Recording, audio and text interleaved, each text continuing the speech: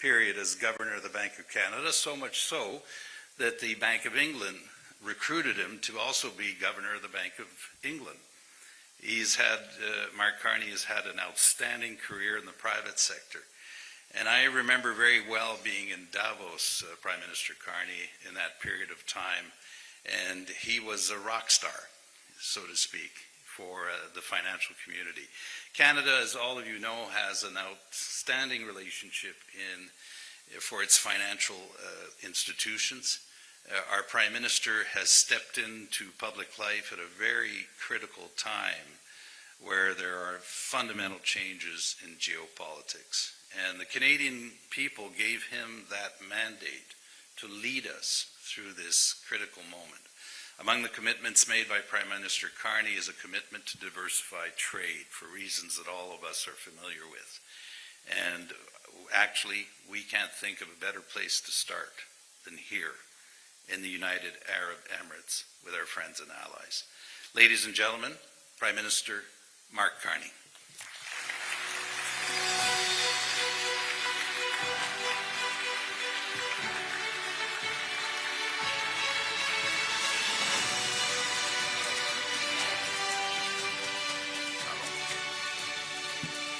Thank you very, very much. Merci beaucoup. Je veux commencer en français afin de remercier M. Charest, parce que c'est vrai qu'il y a plus de 40 années qu'un Premier ministre canadien était ici. Mais pendant cette période, Jean Charest, étant ministre de l'Industrie du gouvernement du Canada, étant Premier ministre du Québec, étant coprésident du Conseil, c'est quoi en français? C'est le Conseil d'affaires Émirats Arabes Unis et Canadiens. Il a continué de renforcer les liens entre nos deux pays. Et à cause de ça, nous avons des relations très, très fortes, une base très solide. But it's a base on which we are going to build, and I just wanted to reinforce that fortunately we had Jean Charest for the 40 years, and unfortunately we're going to have you for another 40 years, Jean, but building these relationships.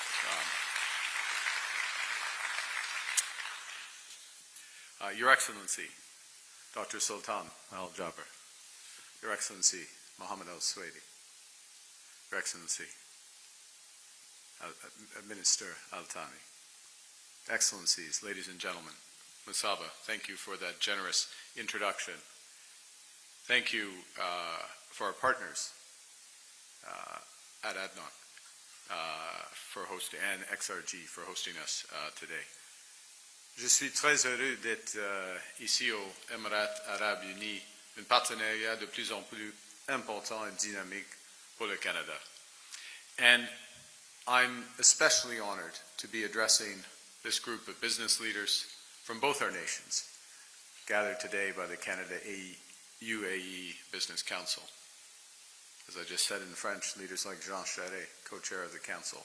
But also, if I may add, Valérie Pisano from Mila, whose presence speaks to the depth and the ambition of our partnership.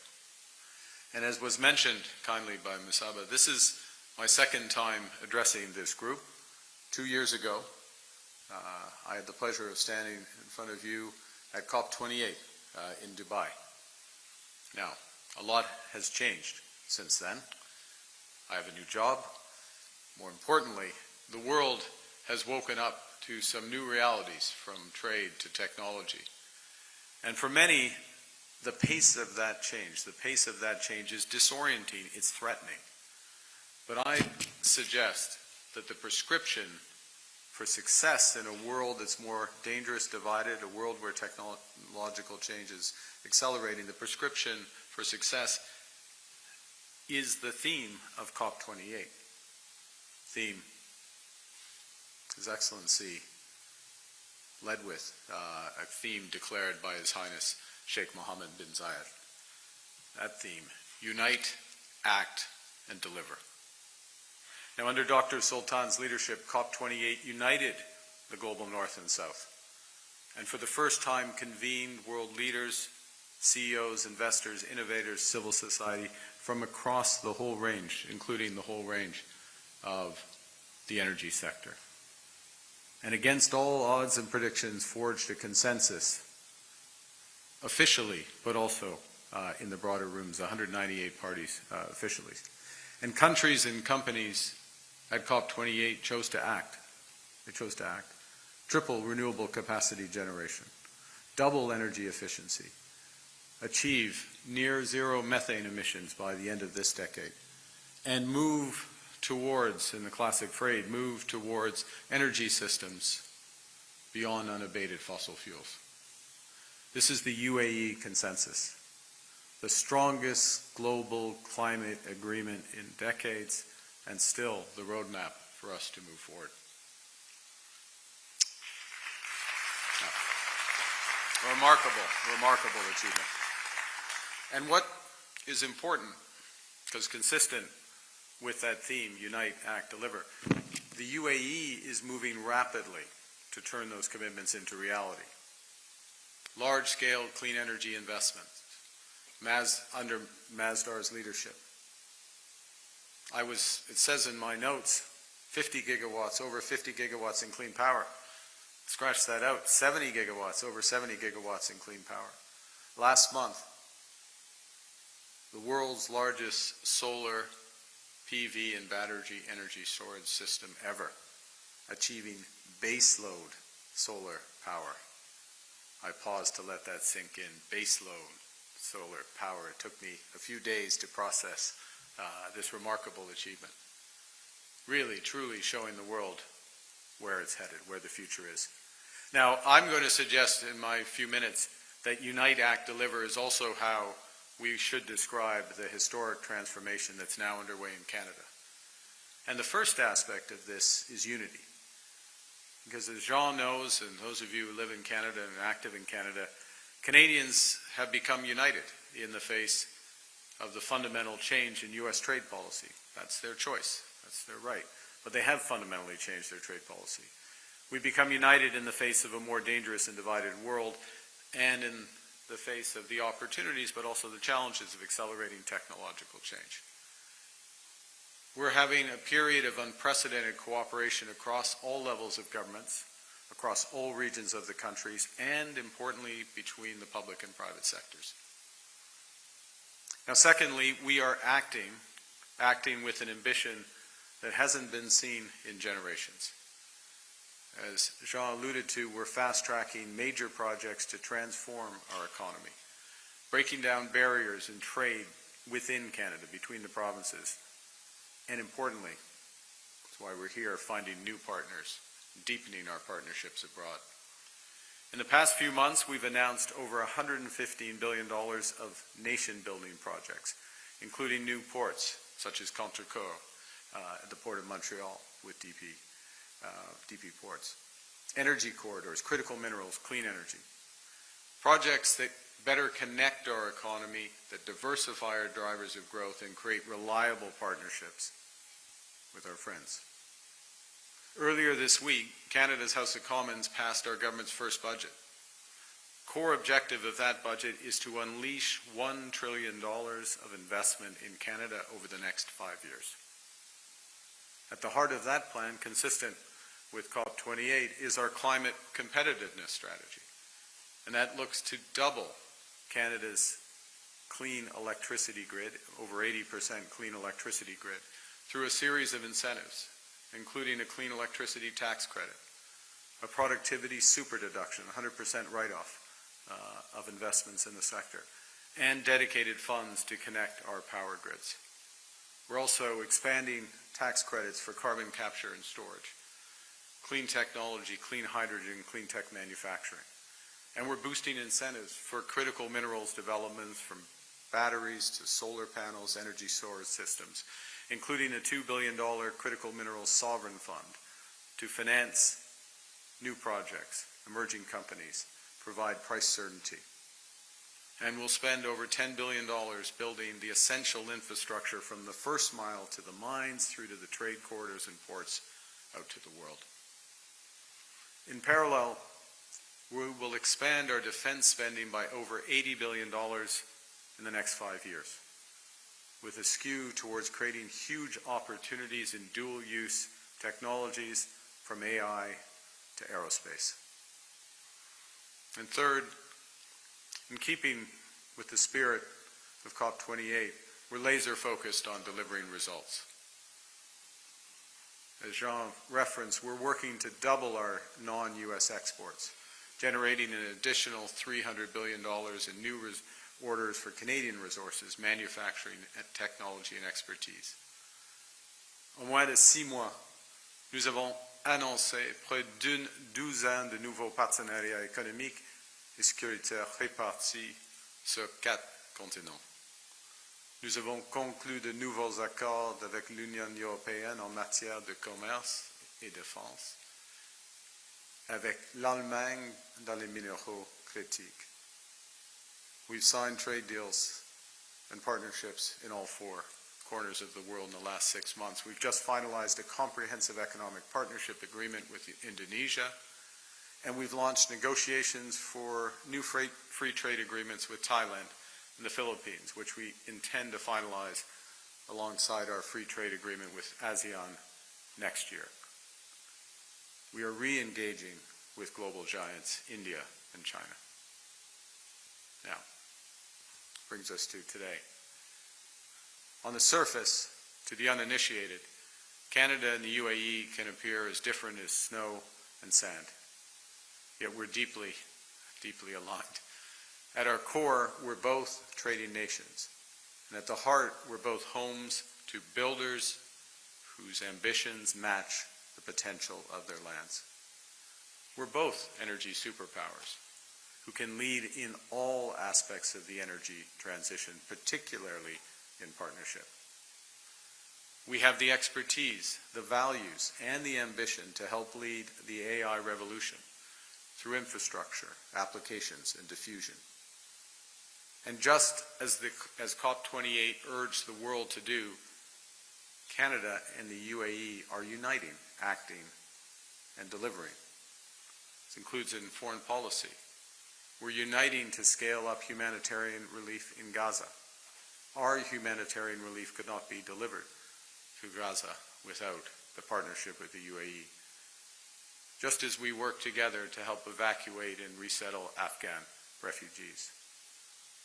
And we're acting with determination to grow our relationship. Today, more than 150 Canadian companies operate in the UAE. We already trade over $3 billion annually. Our two-way investment, as you've heard, exceeds $100 billion. A few months ago, under the tutelage of His Excellency Mohammed Al Suwaidi, Canada and the UAE signed an agreement on AI to expand our cooperation on digital infrastructure. And my time in Abu Dhabi has been focused on how we deepen our partnership. Yesterday, Canada and the UAE signed, finally, a Foreign Investment Promotion and Partnership Agreement, or FIPA.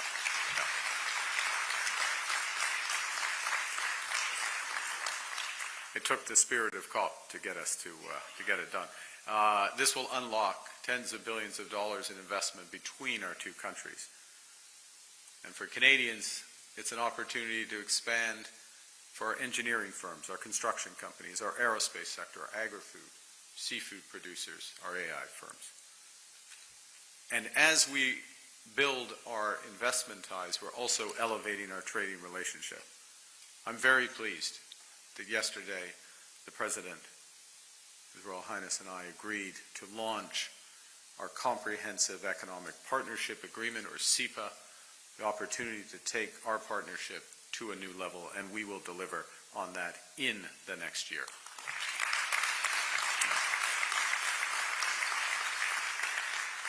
A landmark agreement that will cut tariffs, remove red tape, expand market access, lower costs for our exporters. You know, this is an economy, $700 billion, over 11 million people. The dedication to lead the AI, dedication and expertise to lead the AI and energy revolutions, truly a magnet for global talent and trade. A globally significant commercial corridor, logistic hub that literally connects every corner of the world. You know, for comparison, for Canadians, when we signed our comprehensive economic partnerships, Jean will remember, with Chile and Korea, trade doubled in a decade. I'm very confident that Canada and the UAE will achieve much more than that and much faster. Yeah.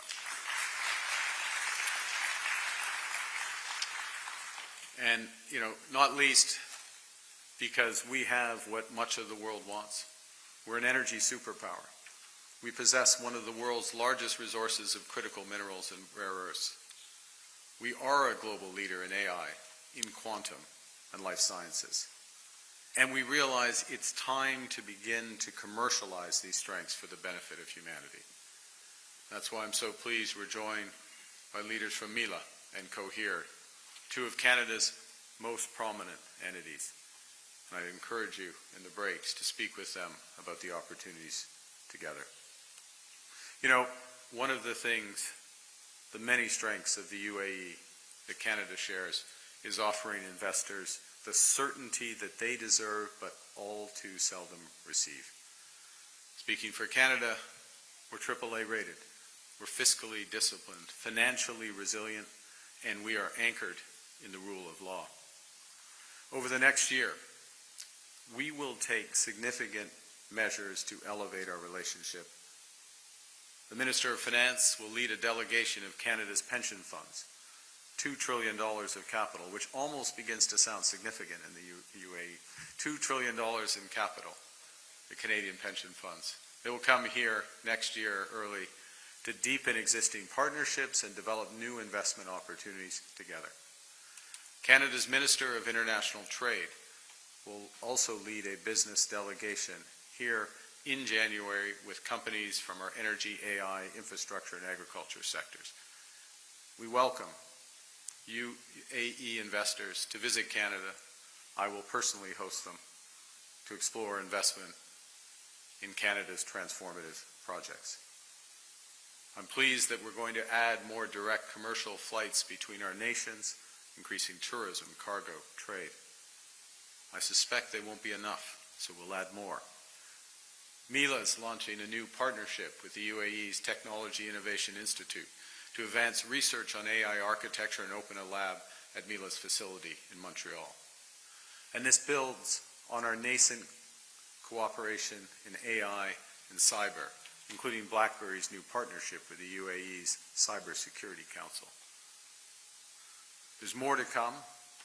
I'm pleased that an agreement valued over $1 billion that's in the process of being finalized will expand critical minerals processing capacity in Canada, creating jobs, boosting long-term supply of minerals essential to energy technologies and advanced manufacturing. More on that soon. Now, I'm going to reiterate my invitation to visit Canada, particularly during the World Cup, but also during any time. This is a new chapter in our relationship, a new chapter in our partnership. Friends, in the spirit of COP28, Canada, the UAE are uniting behind our workers, our businesses, our interests, our values. We're acting with the speed and determination to get big things done. We're delivering on a new transformative partnership for the benefit of all our citizens. Le Canada a ce que le monde veut. Canada has what the world wants. Le Canada a les valeurs dont le monde a besoin. We have the values that the world needs. And now we have the ambition to match that of the UAE, to build a new partnership and a better future together. Thank you very much. Merci beaucoup.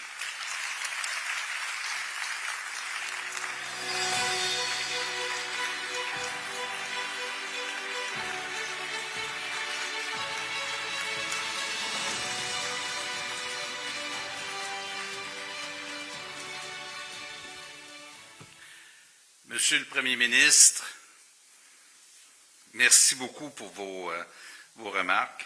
Essentially, if you, thank you very much, Prime Minister, and listening to you, we couldn't help but think, and I speak on behalf of our Business Council, that this is our moment. And for Canada, for the UAE, and there couldn't be a better time for us to be working together. And we are very proud of this vision that you've shared with us. And we are now committed to contributing to make that happen.